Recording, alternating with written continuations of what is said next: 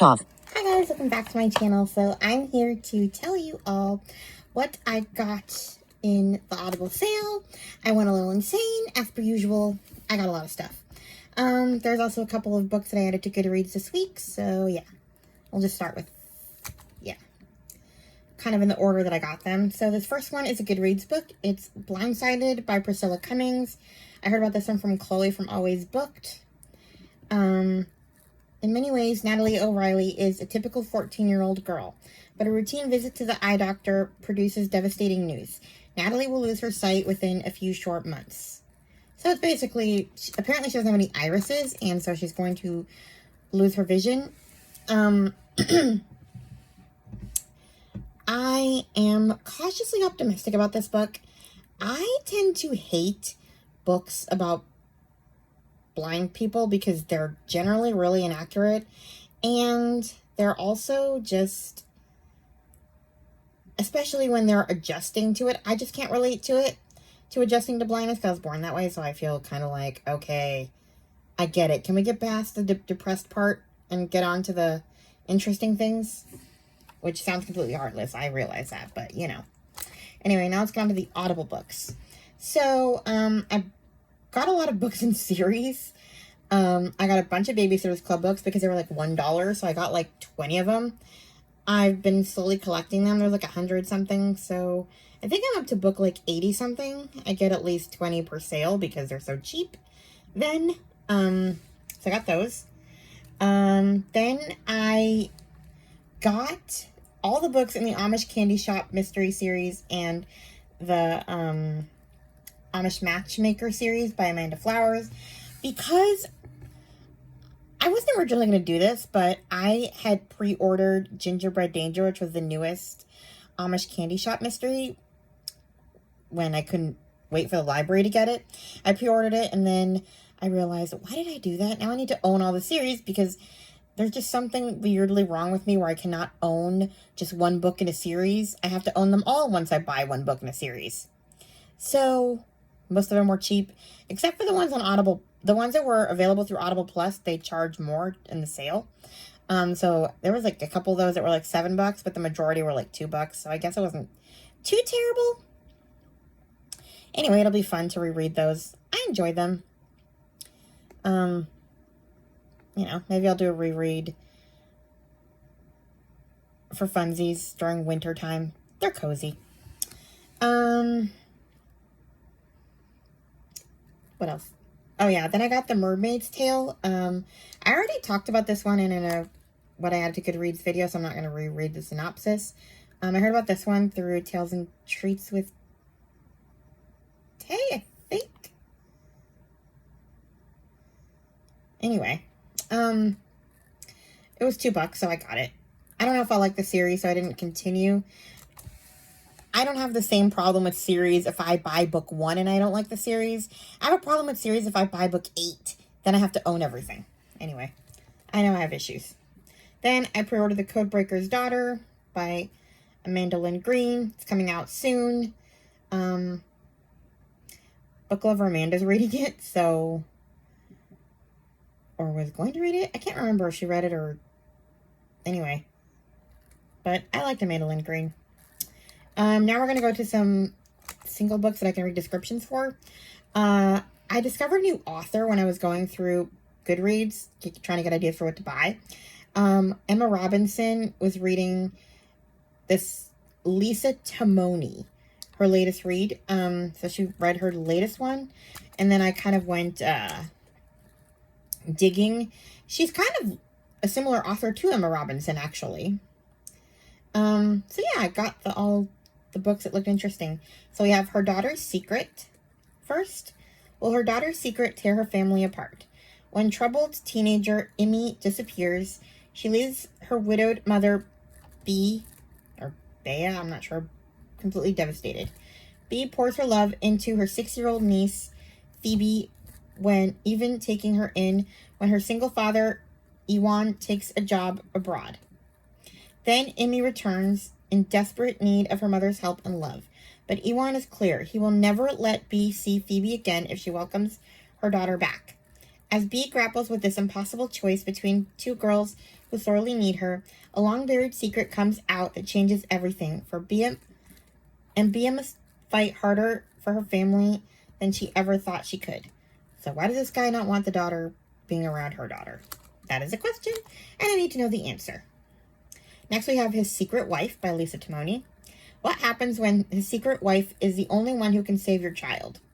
Elle has the perfect life. A hardworking husband, a clever little boy, and a gorgeous home in a quaint neighborhood.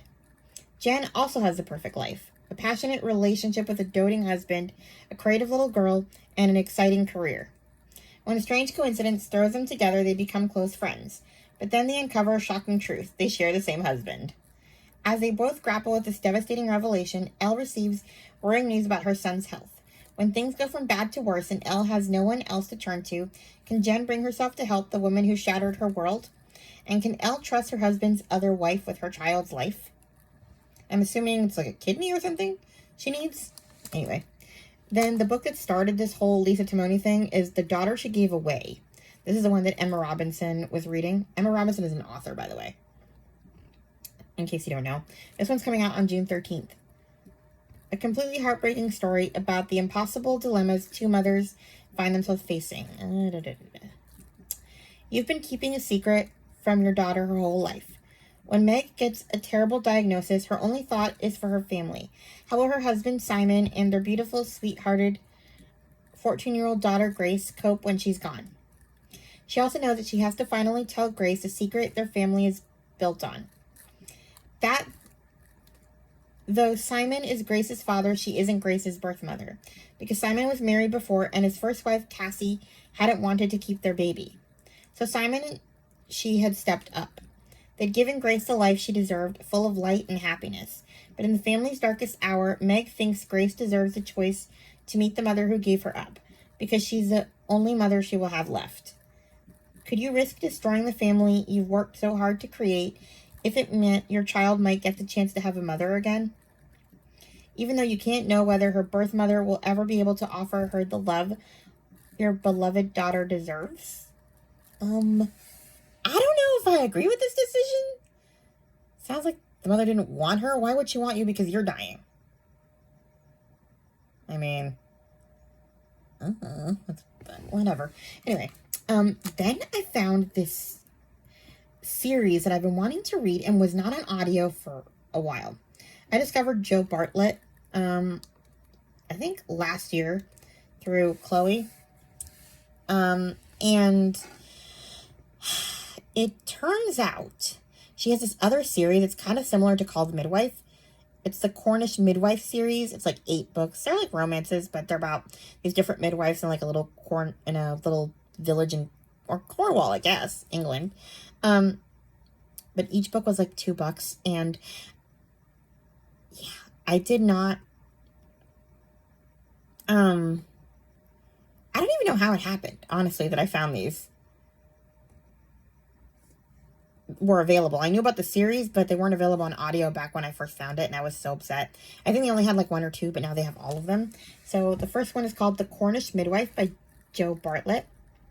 The last thing Ella Mehenick wants is the 15 minutes of fame she's found herself landed with. After all, who wants to star in a viral video of the very public ending of their relationship? Newly single and desperate to get as far away from her former fiancé as possible, Ella heads back to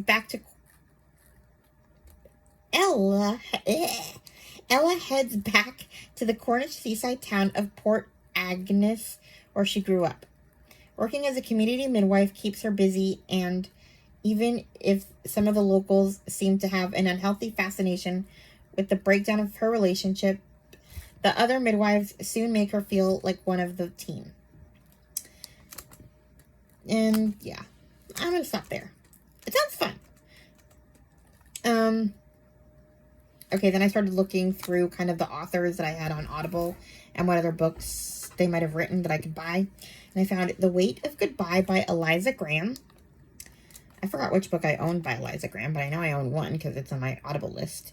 But this is a World War II fiction. In this poignant tale of loss and redemption, a young woman's wartime secrets threaten to unravel her carefully rebuilt life. 1937. On the eve of her debutante season in London, Lucia Blake rebels against her domineering father and his fascist politics and runs away to France. Breaking the promise to always look after her, she leaves behind her adored younger sister Della. Seeking freedom, Lucia finds unexpected passion in the arms of a charming French archaeologist. But as war looms over Europe, their idyllic love is shattered by an unspeakable tragedy. Returning to war-torn London, a heartbroken Lucia buries her past and throws herself into work as an ambulance driver. Every time she heads into the Blitz to rescue people, she gambles with death. Yet, it's when she pulls a terrified young girl from the rubble, clutching a toy elephant, that suppressed memories surge to the surface. Bound by grief, Lucia and the child embark on a desperate search for the girl's missing father, forming an unbreakable bond. But the ghost of Lucia's past won't stay silent. As the bombs fall and death claims those around her, she longs for Della to forgive her for the pain she caused when she fled those years ago. Will her sister ever be able to reconcile with Lucia, or will the weight of goodbye prove too much to bear? So yeah. Then I pre-ordered Newlyweds Can Be Knocked Off by Amanda Flower. It's the newest Amish Matchmaker book. It's book 6. It's coming out November 25th. Cheap pre-order. I also pre-ordered Sister Wife, Christine Brown's newest book. She's part of the show Sister Wives. It comes out in September, but $8 pre-order. I grabbed it. Then I went on a crazy fairy tale retelling shopping spree. I've been hearing about this author for a while. And when I asked for recommendations for Audible, Amanda recommended Melanie Cellier. And I remembered that Lindsay from Books for Christian Girls, she did her whole list of fairy tale retellings, and so I went to that to see which ones I was supposed to buy. I took a risk because what if I don't like the series, but they were cheap? So I grabbed them. So I got the Four Kingdoms series by Melanie Cellier. Yeah, it's 3 or 4 different series. It's the Four Kingdoms, Beyond the Four Kingdoms. Anyway, I got all of those. And then she mentioned Deborah Grace White. That's Melanie Cellier's sister. So I was like, why not? So I got the Kingdom Tales series too. Oh yeah, and I got another one. I forgot to write it down. And another series by Melanie Cellier, the Rose Legacy or something like that. I have to write it down before I forget it. Anyway, but yeah, that's everything that I got in the Audible sale. The rest of these, not too many, are just books I added to Goodreads that I didn't buy. Just a couple. We have March Forward Girl, From Young Warrior to Little Rock 9 by Melba Patillo Beals. I heard about this one from Krista from Books and Jams, and she also wrote a book called, she wrote this one earlier, Warriors Don't Cry, a searing memoir of the battle to integrate Little Rock Central High. But I guess the first one about March Forward Girl is pre-Little Rock times. Basically, she was one of the I kind of said that. She's one of the Little Rock 9. 9 black students were integrated into Little Rock High School, and it didn't go well, and that's kind of her memoir. So, yeah. Then I added Through Each Tomorrow, Timeless Book number 6 by Gabrielle Meyer, releasing November 4th. And then a couple of Jane Austen related books. First, we have Living with Jane Austen by Janet Todd. I heard about this one from Coiny Reads, a new channel I'm following. So maybe Anne from In Search of Wonder can add those to her list. And then we have Miss Caroline Bingley, Private Investigator by Kelly Gardner. This is coming out July 8th. I forgot to write down when this other one was coming out, Living with Jane Austen. I'm pretty sure it was also July 8th. I'm not sure. But yeah, I'll read the description. I don't have a description for Living with Jane Austen. From what I remember in the YouTube video, Living with Jane Austen is, I guess, stuff that other people have said about her? Or information about other family? I'm not sure. But I'll read the Miss Caroline Bingley one, the description. Miss Caroline I don't know why I can't say her name. Bingley, Private Investigator by Kelly Gardner. A missing maid, a murder most foul. A highly imprudent adventure. Only her fine eyes can uncover the truth. 2 years after the events of Pride and Prejudice, Miss Caroline Bingley is staying at her brother's country estate within an easy ride of Mr. and Mrs. Darcy's home, Pemberley, and wondering if there is more to life than playing cribbage and paying calls on country neighbors. So when Georgiana Darcy's maid, Gianni, vanishes, and worse, Georgiana disappears in search of her, Caroline races to London to find them both, and quickly discovers a shocking, cold-blooded murder. Soon Caroline and Georgiana are careering through the gritty, grimy underbelly of London, assisted by Caroline's trusty manservant Gordon, and demanding answers of shady characters, police magistrates, and mysterious East India Company men to discover the killer. Along the way, they uncover the cost of empire on India and its people, and Miss Bingley's incomparable powers of investigation. As Caroline puts her superior new talents to work, she finds out exactly what an accomplished, independent woman with a sharp mind and a large fortune can achieve, even when pitted against secrets, scandals, and a murderer with no mercy. Sounds kind of fun, right? I mean, wow. Anyway, that is everything that I added to Goodreads so far. And everything that I bought in the Audible sale, unless I decide to go insane and buy more at midnight. But no, I'm going before midnight, but no, I'm going to bed. This is crazy. I'm a crazy person. Judge me. I probably spent more than $100. But to be fair, I bought book sets, and majority of my books were under $5, which is pretty decent for an audiobook. So, whatever. Not like I do this that often. Why am I defending myself? I'm doing exactly what I hate I'm doing literally what drives me crazy that people do in book hauls. And now I see why they do it. Please like, comment, and subscribe, and I'll talk to you guys in my next video. Bye. Stop recording video.